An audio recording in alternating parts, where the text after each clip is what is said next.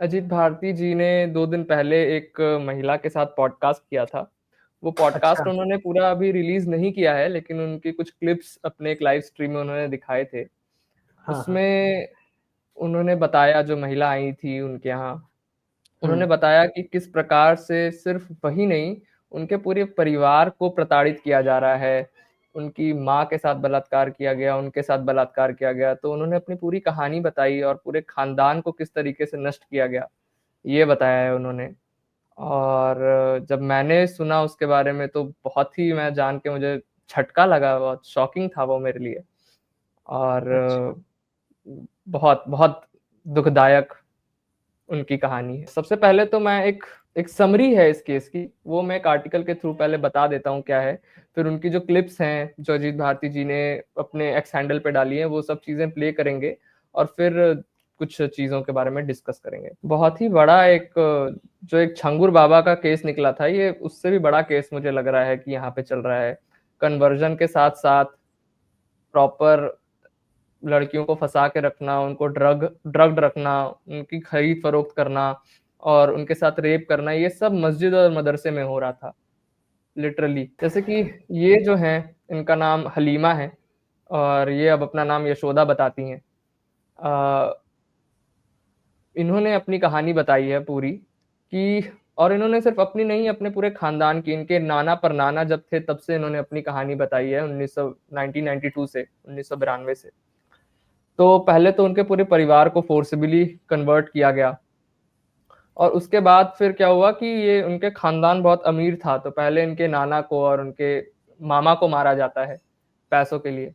फिर उनकी जो मामियाँ हैं, चाचियाँ हैं, वो अचानक से गायब हो जा रही हैं, है ना? अब क्या हुआ, अबडक्ट कर ली गई, मर्डर हो गया, क्या हुआ उनके साथ उनको भी नहीं पता। और फिर उनकी जो माँ है, उनको 14 साल तक मस्जिद में कैद करके रखा गया और 14 साल तक उन्हें मोलेस्ट किया गया। अलग-अलग मौलानाओं द्वारा उनका रेप किया गया और फिर उनकी जो छोटी बहन है, उनका सर कलम कर दिया गया उनको। और फिर एक और जो उनकी बहन है, जो केवल 4 साल की वो थी, तब उनका रेप किया गया। और फिर जो यशोदा, जो हलीमा है, उनके साथ खुद बहुत ब्रुटैलिटी हुई है। उन्होंने बोला है कि मौलानाओं ने मेरा रेप किया है। उन्होंने क्लेम किया है कि मतलब उनके गले में रुमाल बांध के दबाया गया है, उनके गले में प्रॉब्लम है, उनके घुटनों से जो मांस है, घुटनों का मांस निकाला गया है, वो बहुत ढंग से बहुत समय तक खड़ी भी नहीं रह सकती है।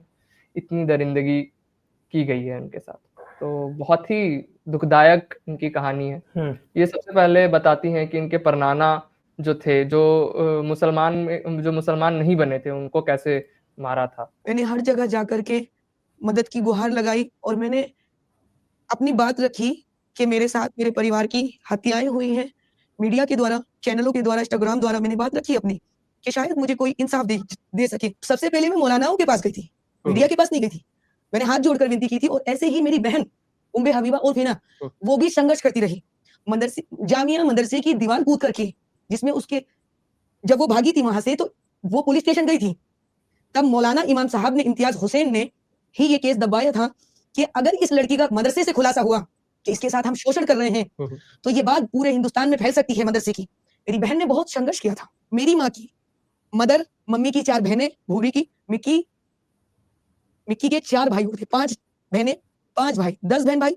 मेरे नाना के 3 भाई। मेरे जो मम्मी के दादा थे, उन्होंने इस्लाम एक्सेप्ट नहीं किया। मतलब इनके जो मम्मी के दादा थे, मतलब इनके परनाना, तो उन्होंने इस्लाम नहीं। 1994 में कुछ ऐसे अनजान व्यक्ति इस गाँव में आकर छुपे और शरण ले ली। मेरे नाना उस दौर में सेठ कहलाए जाते थे। तो उन्होंने डर से इस्लाम कबूल कर लिया। मेरे नाना ने डर से इस्लाम कबूल कर लिया। तो उन्होंने बोला कि ठीक है। इनके परनाना ने इस्लाम कबूल नहीं किया था, लेकिन इनके नाना ने कर लिया था इस्लाम कबूल। नाना ने बोला कि तुम इस्लाम कबूल मत करना। मेरा नाम दैला है, दैला ही रहेगा। उन्होंने इम्तियाज़ हुसैन और ज़ाकिर अली ने और उसका बाप कल्लू ने अचानक आने के बाद शरण ली हमारे नाना से, क्या हमें रहने के लिए जगह मिल सकती है? हमारे नाना के घर सोने के मल से, सोने के बिस्किट, जो सोने की चकलियाँ होती हैं, वो हुआ करती थी और ज़मीन हुआ करती थी, वो किसानी किया करते थे। मेरी माँ की आँखों के सामने मेरे परनाना की हत्या की जाती है। उन्होंने इस्लाम नहीं कबूला इसलिए। फिर मेरे नाना को घर में घुस करके इस्लाम कबूलवाने के बाद भी मेरे नाना को गोलियों से भून रहे थे। अनवार हुसैन नाम रख लिया।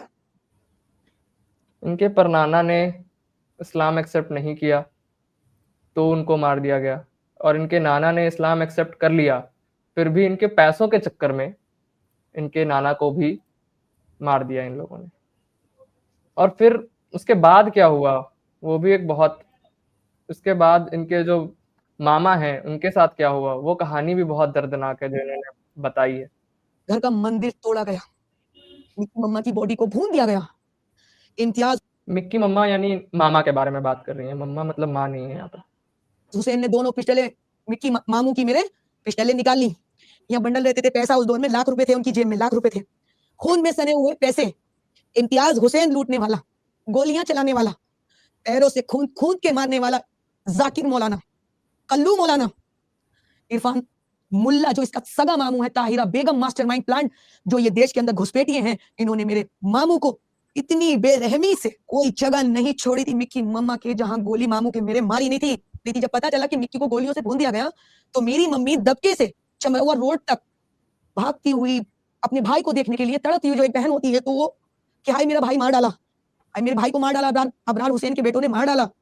तब जाकर के मेरी माँ को पेड़ से बांधा गया और मम्मी को कपड़े जो थे इम्तियाज हुसैन ने और जाकिर अली ने मेरी माँ के पूरे रोड में, चमरवा रोड में मेरी माँ को नंग नवस्था कर दिया। इधर मेरे मामा की शाम को बॉडी पड़ी रही 6 बजे तक, मम्मी बताती है अंधेरा हो गया था, पुलिस आई है, पुलिस ने भी रोकने की कोशिश की थी ने, आप धारा पढ़िएगा, मगर इन्होंने ये कसम खाई थी इम्तियाज हुसैन ने, असरार पप्पू ने, आज हम नहीं छोड़ेंगे, इसकी बहन की हमें इज्जत लूटनी है। मेरी माँ को किडनैप करा जाता है, बंदी बनाया जाता है, और तीजे वाले दिन घर के अंदर ही जो हमारा घर हुआ करता था वहीं पर दाब दिया जाता है। माँ के साथ इन्होंने उस दिन बलात्कार किया और ये कहा कि अपने भाई को अब बुला, और मेरे मामा की बॉडी से ये कहा कि अब उठ, अपनी बहन की इज्जत बचा। जबकि उनका पोस्टमार्टम हुआ था, उनकी बॉडी रखी गई 3 दिन तक, मेरी माँ के साथ मेरे मामा की लाश पड़ी रही, वहां पे लाश के साथ मेरी माँ को रख के बलात्कार किया। मैं स्तब्ध हो गया हूँ कि इस पे मैं कैसे अब इस पे रिएक्ट करूं।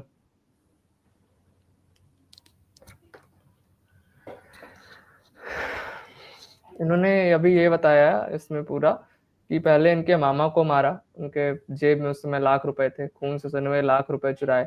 उसके बाद फिर उनके भाई के लाश के बगल में इनकी माँ के साथ बलात्कार किया गया, और फिर जो इनके मामा हैं, मतलब जो इनकी माँ के भाई हैं, उनको बोला गया, उनकी लाश को बोलते हैं कि अब उठ के अपनी बहन की इज्जत बचा।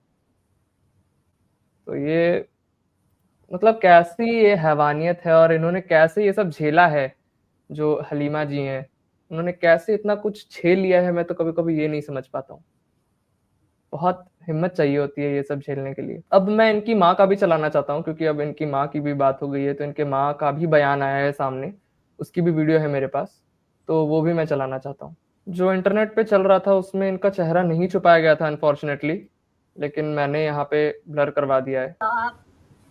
इन्होंने कही अपने भैया को बुला ले, अब तेरी इज्जत लूटेंगे हम, अब तेरी इज्जत लूटेंगे। मेरी 14 साल इन्होंने इज्जत लूटते रहे मेरी 14 साल। मेरे पेट से बच्ची हुई जुड़वा इन्होंने मेरी बच्चियों को खत्म कर दिया। बलात्कार काम करते रहे उनसे भी और मुझसे भी। इन्होंने मेरे साथ बहुत जुल्म करा, जस्साब, पप्पू ने, बबलू ने, चिंटू ने, छंगा ने, इसके मामू ने, लतीफ ने, लहीक ने, बसात ने, लतीफ ने, लहीक ने, अरमाना, कायरा, नन्नी, बहुत जुल्म करे मेरे साथ जस्साब, मेरा दिल बेकार कर दिया।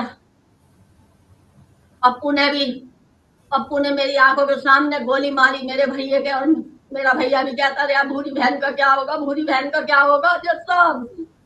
जस्साब मेरा कोई नहीं है, अतीम हूं मैं, अतीम हूं, ना सर है छुपाने जगह है, ना घर है, ना जमीन है, सब जायदाद मेरी हो तो साथे। इन्होंने इतना जुल्म करा मेरे साथ, मुझे बंदी बना के मेरे साथ पप्पू ने, बबलू ने, चिंटू ने, छंगा ने, अफसार हुसैन ने, इम्तियाज हुसैन ने, इस्लाम हुसैन ने, इरफान ने, मेरे साथ इसके मामूओं के लड़कों ने, जाकिर ने, जाकिर के भैयों ने, सबने बुरा काम करा मेरे साथ, मेरी इज्जत लूटते रहे। 14 साल मुझे बंदी बनाया, मेरी आंखों से पट्टी बांध के इन्होंने मेरे साथ बहुत जुल्म करे।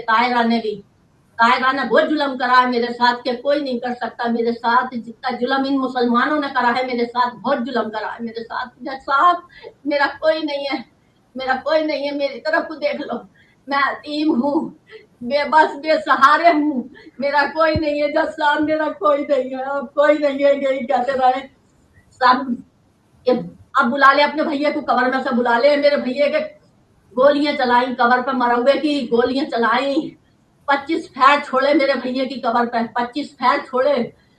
इतनी कबर डलाती थी मेरे भैया की कि तेरा अजुआ अजुआ भी हिला देंगे हम तुझे, मरा हुए को भी तुझे इसमें भी कबर में भी चैन नहीं लेने देंगे। इतनी गोली मारी थी कबर में, राइफल की 2 नाली बंदूक की गोलियां मारी थी। सब कुछ हमारा था। 1-2 बोरी चांदी थी, 1 बोरी कट्टा था, सोना था हमारा, 100 देगा थी हमारी। सब कुछ ले गए, फोर्ड ट्रैक्टर ट्राली सब कुछ ले गए हमारा, मेरी आंखों के सामने सब बाकी ये कर दिए इन्होंने। इसके बाद ये बताती हैं कि जब वो अपने घर गईं तो उनके साथ क्या हुआ है? कि जब मैं इसके इम्तियाज हुसैन के घर में जब घुसती हूँ तो मैं गाँव जाती हूँ, तो मैंने पूछा कि मुझे अपने परिवार की कब्रों के पास जाना है। मैं अपने नाना के लिए फूल लेकर आई थी कि मेरे घर के अंदर मृतक लोग हैं। जब मैंने देखा सर, तो मतलब बॉडी जो कब्रिस्तान जैसे बॉडी घर के अंदर दबा देती, तो मुझे एक बहुत तकलीफ हुई अंदर से कि मेरा परिवार मैंने देखा नहीं कभी, ये मेरा परिवार है।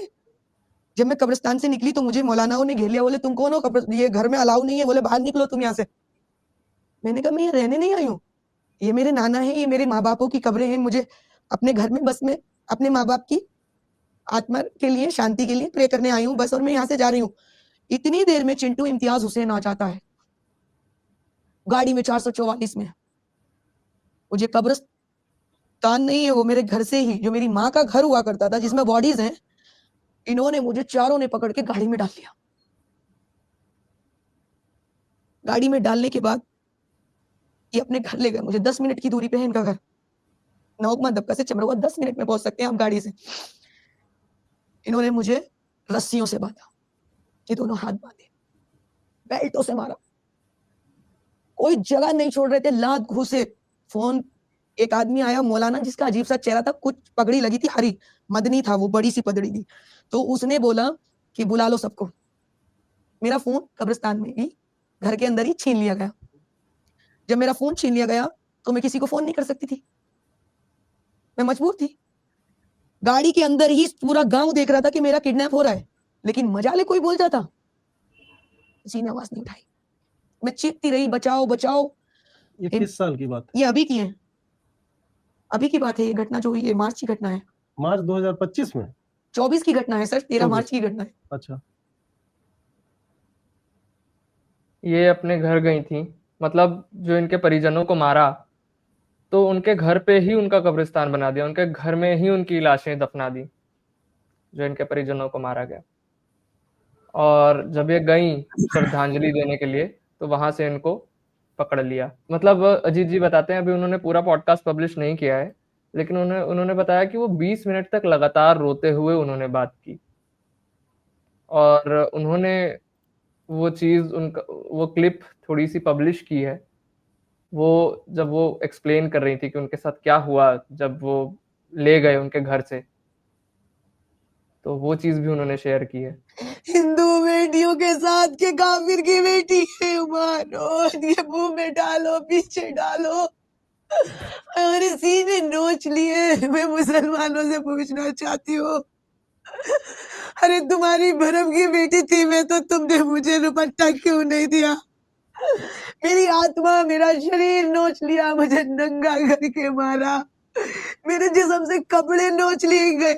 मैं वो औरत हूँ, मैं वो लड़की हूँ जिसका कोई भाई नहीं, मैं तो खुद लाश हूँ। तुम मुझे क्या मारोगे? इम्तियाज हुसैन, इरफान हाजी, चिंटू, उस दिन मेरे साथ इन्होंने बलात्कार किया, मेरा रेप करता रहा इम्तियाज हुसैन। 1-1 घंटे में आता था, मेरे दोनों हाथ पैर बांध दिए थे। मेरे ताऊ का बेटा लतीफ मौलाना, इरफान हाजी, जाकिर हुसैन, जाकिर अली, आसिफ अली ने मेरा रेप किया। मेरे 24 घंटे मेरे बदन पे एक कपड़ा नहीं था, मैं चिल्लाती रही, चीखती रही, मेरे कोई बचाने नहीं आया।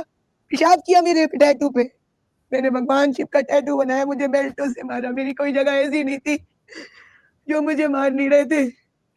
मेरे कान में आज तक आवाज नहीं ठीक हुआ है, ये मेरी गर्दन में आज भी मेरी आवाज बैठ जाती है। रुमालों से मेरा गला घोटा, मेरी मेरे जिस्म में मेरे घुटनों के गोश्त निकाल लिया यहाँ से। बता रही हैं कि उनके घुटने काट के और गोश्त निकाल दिया उनके घुटनों से। और अजीत जी ये बताते भी हैं अपनी अगली वीडियो में कि वो जब अपने सारा सामान, वो अपना पूरा केस, अपना पूरा पेपर वर्क वो हमेशा हर जगह कैरी करके रखती हैं और बहुत समय तक वो खड़ी नहीं रह पाई, उनको बैठना पड़ा जब वो अपने बैग में सारे अपने पेपर्स डाल रही थी। और फिर वो बताती हैं कि जब ये सब हुआ तो वो मौलाना के पास गई पहले कंप्लेन करने के लिए, लेकिन वहां पे उनको जो रिप्लाई मिला वो बहुत ही शर्मनाक था। ये लास्ट क्लिप होगी और उसके बाद थोड़ी चर्चा करेंगे। कोई केस नहीं चल रहा था, सारी फाइलें बंद कर दी गई थी और मुझे इंसाफ के लिए मैं दर दर भटकी हूँ। मैंने मौलानाओं के दरवाजे भी खटखटाए। सबसे पहले आप मौलाना के ही पास गए कि मेरे साथ ये हो रहा है मेरे परिवार के साथ, क्योंकि आप तब तक मुस्लिम थे, आपको होप था कि हो सकता है ये मौलाना कुछ ठीक कर देंगे। जी हाँ, तो जब मैं मौलाना साहब के पास गई तो मौलाना साहब ने मुझसे बोला कि पहले अपना मुझे पीछे से दो। सच बोल रही हूँ। जामिया मदरसे के इमाम साहब ने मुझसे बोला तुझे पीछे से देना पड़ेगा मुझे, मैं खुल के बोलूंगी। जो लोग मुझ पर एलिगेशन लगाते हैं ना, मैं डरने वाली नहीं हूं, मैं निडर लड़की हूं, क्योंकि जो मैंने सहा है वो कोई खो नहीं सकता और जो मैंने दर्द झेला है वो कोई झेल नहीं सकता। बहुत ही हृदय विदारक मैं बोलूंगा जो इनके साथ हुआ है। पहले तो मैं ये कहूंगा कि इन्होंने पहले इतना झेला, वो अपने आप में एक बहुत मुश्किल चीज है, और उसके बाद उस चीज को रिपीट करना, उस चीज को लोगों के सामने बताना, उस ट्रॉमा को दोबारा से जीना, वो बहुत ज्यादा हार्ड होता है। मुझे लगता है कि इस चीज से भी ज्यादा हार्ड है जब बार बार आप उस चीज को रिपीट कर रही हैं लोगों को बताने के लिए। ये जो एक ये होता है कि लोगों का भरोसा जीत के आप किसी धर्म स्थल पे आप ऐसा कर रहे हैं, तो ये कितनी बुरी चीज है। आप इसके बारे में क्या कहना चाहेंगे?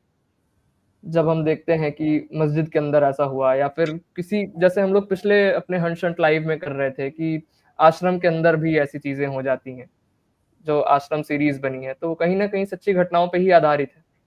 तो जब ऐसी चीजें होती हैं तो इसका क्या असर पड़ता है, और मतलब ऐसा क्यों होता है? क्या लोग ऐसे होता है कि अब भरोसे का फायदा या पावर करप्ट ये चीज हो जाती है, या फिर वो हमेशा से ही ऐसे होते हैं क्रिमिनल माइंडेड?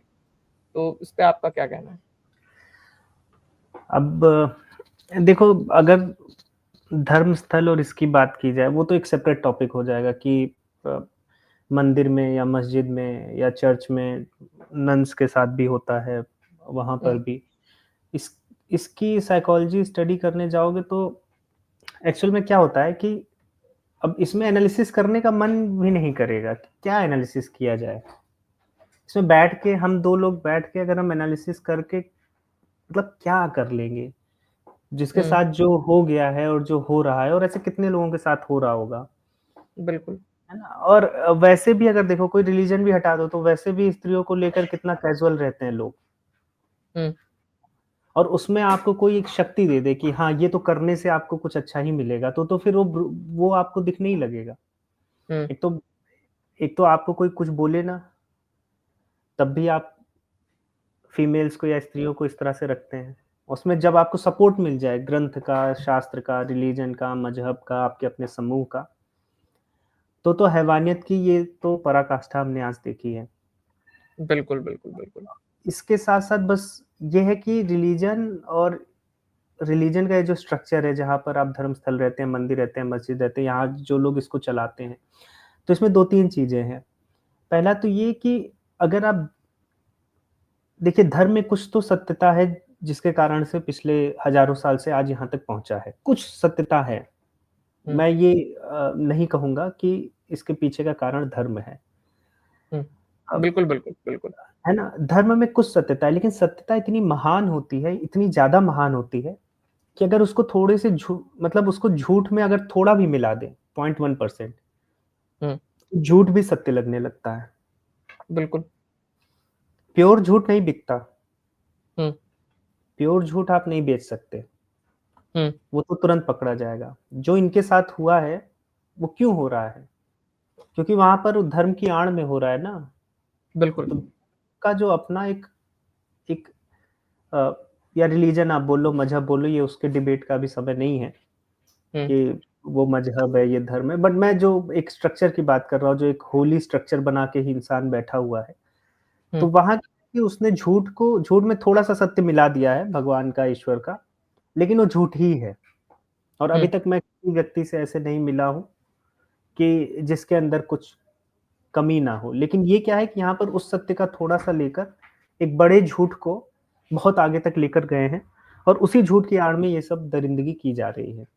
हुँ, अब ये सॉल्व कैसे होगी कि जब ऐसे धर्म स्थलों पर वही लोग जाएँ, वही लोग इसको लीड करें, जो केवल चुनाव से नहीं हो रहा है, जो जिनके बिहेवियर में ऐसा शो हो रहा है। जिनका बिहेवियर दिखाता हो कि हाँ, वो इस लायक है। क्योंकि देखिए बोलने के लिए मैं आप भी बोल के 1 घंटे के लिए अच्छे बन सकते हैं। एक हुँ, मौलाना सामने आएगा या फिर एक कोई आप किसी को भी ले लीजिए उसको एक आप अच्छा बन के दिखा देगा कि ये तो भाई मस्जिद के मौलाना हैं, बहुत अच्छे होंगे। हुँ, हुँ, तो समस्या यहीं पर है, समस्या ये है कि जो रिलीजन का कोर फिलॉसफी है या जो जो चीज़ रिलीजन जैसे आपको हेल्प करेगा या धर्म आपको हेल्प करेगा, वो बहुत क्लिष्ट है और बहुत प्योर है और वो समझ के बहुत सबके बस की बात नहीं है। तो ऑब्वियस बिल्कुल। सी बात है जब उसको समाज का आप हिस्सा बनाएँगे तो उसमें अच्छे लोग नहीं आप सब अच्छे कहाँ से आप ला पाएँगे? हुँ, और ये दुष्कर्म होता रहेगा। बिल्कुल।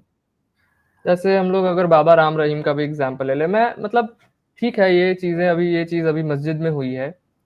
लेकिन फिर भी मैं रेप और बलात्कार जैसी घटना को किसी धर्म से जोड़ के तो मैं नहीं देख सकता हूँ, क्योंकि ये एक सामाजिक विकृति है मैं और वही बता रहा हूँ कि हुँ, धर्म है, लोगों ने किया अब जैसे छांगुर बाबा का या फिर इसका भी ये जो है, ये हुँ, भी बहुत बड़ा केस है मतलब अब मुझे नहीं पता बिल्कुल, इतनी बड़ी चीज़ ये कैसे छुपी रही या अब क्या इस पर होगा क्योंकि अब मतलब हम आप एक नॉर्मल इंसान होकर एक स्तब्ध हो गए कि बात इस पर हम एनालिसिस क्या करें, तो एक सभ्य समाज में जो पुलिस है या जो कैसे नहीं इंसाफ मिलेगा? मतलब बिल्कुल, इंसाफ नहीं मिल रहा है तभी तो एक पॉडकास्ट पे आके बोलना पड़ रहा है। ये बात अगर हमें एक पॉडकास्ट के माध्यम से मिल रही है, किसी टीवी न्यूज़ चैनल के माध्यम से या किसी अदालत या पुलिस के माध्यम से नहीं मिल रही है, तो ये बहुत दयनीय दशा है एक समाज की। इसमें यही है कि ज़्यादा से ज़्यादा लोग आगे आएँ, सपोर्ट करें और इस ये जो पूरा गिरोह है, इस गिरोह को पूरा समझा जाए, इस कहाँ चल रहा है, कैसे चल रहा है और इस पर भी एक एक प्रॉपर एक टीम बनकर इस पर देखा जाए इनके पैटर्न्स होंगे और ये पैटर्न्स एक जगह नहीं, ये बहुत जगह रन हो रहे हैं। ये तो 1-2 केसेज़ हमारे सामने आए हैं, कितने लोगों के साथ कितनी बुरी-बुरी चीज़ें हो रही हैं। बिल्कुल। और इनफैक्ट मैं ये चाहूँगा कि इस केस में स्पेशली जो मुस्लिम समाज के लोग हैं, वो भी सामने आके इस चीज़ का विरोध करें। ये बहुत तो ज़्यादा ज़रूरी है क्योंकि क्या होता है ना बिल्कुल, कि यदि आप ये सोचकर केवल सपोर्ट करते रहेंगे कि हमारी संख्या कम है, अगर हम इस्लाम के खिलाफ बोलेंगे तो इस देश में फिर हमें तो यही हम फिर हिंदूवादी देश है और फिर हम कम हुँ, रह हुँ, जाएँगे। ये भाई हिंदू यहाँ पर सालों से है, सब लोग रह रहे हैं ना। आज आप 18% हैं, आप हुँ, 2% भी रहोगे तब भी आप सुरक्षित रहोगे हिंदुओं के बीच में। बिल्कुल, अब मुसलमानों को ये समझना होगा कि संख्या बल पे आप मत जाओ। ऐसा मत सोचो कि आप 18 से कल को 30% हो जाओगे तो ज़्यादा खुश रहोगे। उल्टा और कुछ नहीं। आपका विनाश होगा। हुँ। क्योंकि अगर हम ऐसी चीज़ें आपकी समाज में कंटिन्यू रहेंगी और आप 18 से 30 हो गए, तो और ये चीज़ें बढ़ेंगी, ना कि कम होंगी। और क्या और मुसलमान भुगत नहीं रहा है। भाई बिल्कुल। हिंदू तो नहीं भुगता इसमें। हिंदू हुँ, थे वो, हुँ, कि कुछ जनरेशंस के पहले थे ऐसे तो आप ट्रेस करोगे तो वो तो बात अलग की है कि सब हिंदू ही निकलेंगे। लेकिन आप मुसलमान होते हुए आपको मौलाना से सपोर्ट नहीं मिला, मुल्ला से सपोर्ट नहीं मिला, आपको आपके आपके ही घर परिवार वालों ने आपके साथ दुष्कर्म किए हैं, आपके मामा को मारा है और उसके बाद ये सब क्यों हो पा रहा है? क्योंकि ये गिरोह की तरह काम कर रहा है। बिल्कुल, बिल्कुल। और जब ये गिरोह की तरह काम कर रहा है तो आज आप 18% हो, 20% हो, तो आप ये मत सोचो कि कल को आप 40% होगे तो ये चीज़ मतलब आप ज़्यादा शक्तिशाली हो जाओगे और आपकी बातें मैं उल्टा ये सब चीज़ें और बढ़ेंगी ना। तो हिंदू आपके लिए खतरा नहीं है भाई। आप स्वयं अपने लिए खतरा बन रहे हो। आप अपने लिए खतरा हैं। बिल्कुल। आप सोच रहे हैं ना हम आज 20% है, कल को हम 30% हो जाएँ और हाँ, हुँ, हम तो सुरक्षित हो जाएँगे। नहीं भाई नहीं। आप 1% भी रहोगे ना तब ज़्यादा सुरक्षित रहोगे हिंदुओं के बीच। हुँ। हिंदुओं के बीच 1% वाला भी सुरक्षित है। और समस्या इनफैक्ट मैं ये भी देखता हूँ कि जब मुसलमान का नाम सामने आ जाता है, तो कई सारी ऐसी संस्थाएँ अगर मान लीजिए एक मंदिर में हुआ होता या राम रहीम के किसी आश्रम में हुआ होता, तो अभी सारी संस्थाएँ, सारे फेमिनिस्ट ग्रुप्स सब सामने आते, सब इसके अगेंस्ट मूवमेंट करते। लेकिन इसके खिलाफ ना मैंने कोई फेमिनिस्ट संस्था देखी, ना मैं मैं किसी कहता हूँ मुसलमान को सामने आके देख रहा हूँ कि बात की जा रही है। संस्थाओं को गोली मार दीजिए। संस्थाएँ हुँ, अपने हित में काम कर रही हैं, वो उनका जिससे जो चल रहा है, वो चल रहा है। जो जिसको चाहिए वो वैसा बनाता है, वैसी बात करता है। हुँ, बात ये है कि आपके अंदर अगर अपने ऊपर होने वाले अत्याचारों के खिलाफ नहीं आप बोलेंगे जस्ट बिकॉज़ ऑफ रिलिजन या योर सोसाइटी, तो वो आप झेलते ही रहेंगे। और जब धर्म की बात हो रही है, रिलीजन की बात हो रही है, तो गलत लोग दो हर जगह होते हैं। हिंदू भी एकदम एकदम साफ-सुथरा व्यक्ति ऐसे सभी नहीं मिलेंगे, इस्लाम में हुँ। भी नहीं मिलेंगे। लेकिन हिंदुओं में कम से कम ये तो गट्स है ना कि अगर कोई खराब है तो मैं उसके खिलाफ बोलूँगा। वो इनफैक्ट गट्स अगर अभी मुसलमान समाज को दिखाना पड़ेगा। क्या हो रहा है, कैसे इस चीज़ को कैसे ठीक भी नहीं कर सकते, मतलब कैसे इस सामाजिक विकृति है ये पूरे तरीके से और वही इसके तो खिलाफ अब आवाज़ ये उठाना ही मुझे लगता है कि सबसे बड़ी इसमें बात है कि 14 साल से हो रहा था। हुँ, तो इस वाले 14 केस पे। साल से चीज़ें चल रही थी, तो ना किसी को भनक है, ना वहाँ ये कहाँ की बात है? रामपुर कहाँ है ये? रामपुर ये उत्तर प्रदेश में है। आप बताइए, योगी जी का शासन है। हुँ, ये ये हालात है। बिल्कुल। आप पुलिस को भनक नहीं है, 14 साल मुझे से। लग मुझे ऐसा नहीं लगता कि पुलिस को भनक नहीं होगी। पुलिस का भी सब सिस्टम सेट होगा। ऐसा हो ही नहीं सकता कि पुलिस को पता ना चला हो। मान लीजिए कि आप कहीं पर मस्जिद में छुप के ऐसा कर रहे हैं, मदरसे में कर रहे हैं, लेकिन वो तो बता रही हैं कि खुली सड़क पर किया गया, चौराहे पर हुँ, किया गया, और किसी ये के वो भी घर में बोलते हैं आप कि पुलिस स्तब्ध आई बनाते थी रहो। रोकने के लिए। बताइए, पुलिस बेबस है। हुँ,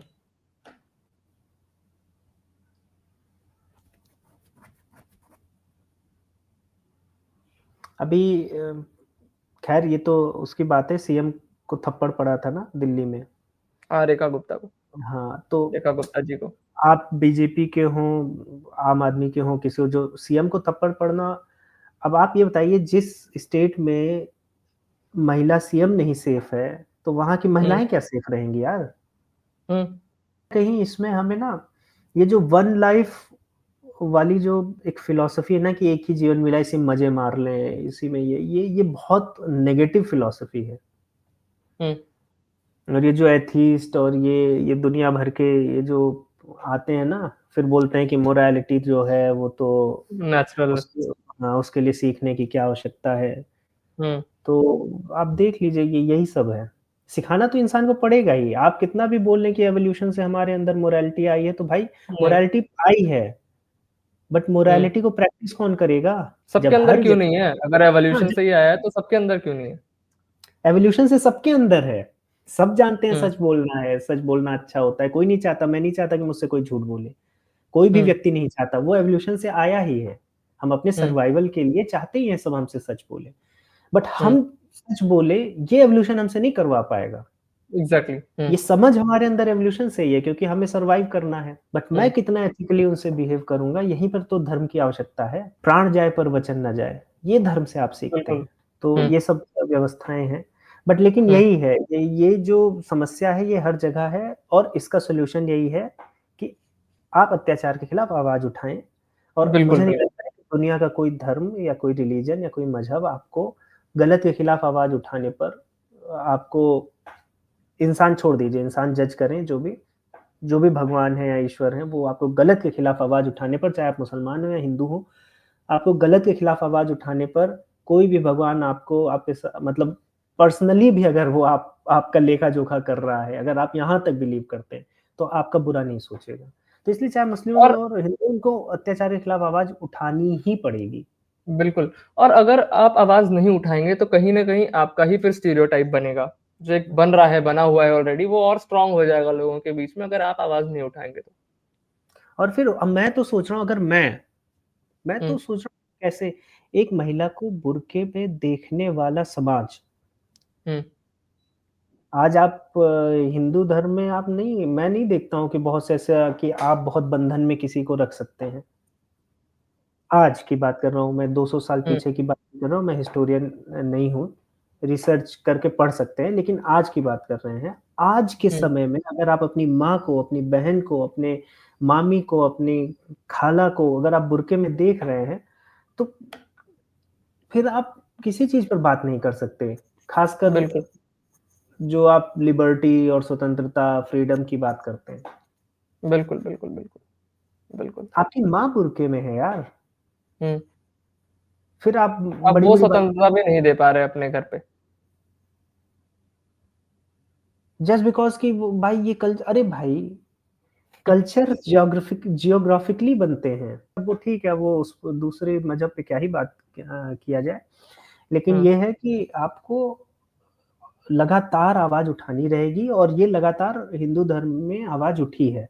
हर 2-2 हुँ, 100-100 साल पे किसी न किसी ने उठाई है, हुँ, परिष्कृत किया है, तो भारत प्रोग्रेसिव है। बिल्कुल। और तभी आप रिफॉर्मिस्ट भी होंगे। मुझे ऐसा लगता है कि कई ऐसे मुसलमान हैं जो रिफॉर्म देखना ही नहीं चाहते हैं। 1400 साल उनको क्या पुरानी लगता है ना, परंपरा। उनको लगता है कि रिफ़ॉर्म मतलब हिंदू की जीत। हुँ, ये गलत माइंडसेट है ना। उनको ये लगता है कि अगर ट्रिपल तलाक हट रहा है, तो ये हिंदू की जीत है। हुँ, उनको ये नहीं दिख रहा है कि हम कैसे प्रोग्रेस कर रहे हैं। बिल्कुल, बिल्कुल। उनको अपना फ़ायदा उसमें नहीं दिख रहा है, उसमें उनको दिख रहा है कि हम हार गए, क्योंकि हाँ, हमारा रिफॉर्म हो गया कुछ, जबकि हम ये हाँ, उल्टा होना चाहिए। तो और ये है माइंडसेट, होगा भी अब, मतलब कि थोड़ा-सा ये डिफ़िकल्ट है इस माइंडसेट से बाहर आना, हुँ, बट भारत जैसे देश में हो सकता है, यहाँ है, हुँ, उम्मीद है। तो आप हेट्रेड किसी के भी खिलाफ हो, आप ये हुँ, मत करो कि काफ़िर के खिलाफ है तो जस्टिफाइड है, मेरे खिलाफ है तो नहीं, ये वो, ये सब नहीं। अगर अत्याचार हुआ है और हेट्रेड किसी के भी खिलाफ है, आप वहाँ नहीं रहोगे। तभी आप हुँ, इम्प्रूव करोगे, और जब आप दूसरों के लिए अच्छा सोचोगे तो आपके लिए अच्छा होगा। हुँ, बिल्कुल। तो ये समाज जो है, ये समाज को समझना होगा कि ये एक क्लोज़ माइंडसेट से, और ये कि हाँ, मुल्ला मौलाना ही सब अल्लाह तक हमको लेके जाएँगे, ये सब सब फालतू की बातें हैं। और कितना मतलब मैं तो बोल कैसे रहा हूँ मुझे नहीं समझ में आ रहा है। मैं बोलने के बिल्कुल मूड में नहीं था, और मेरा यही था कि हो गया आज का लाइव।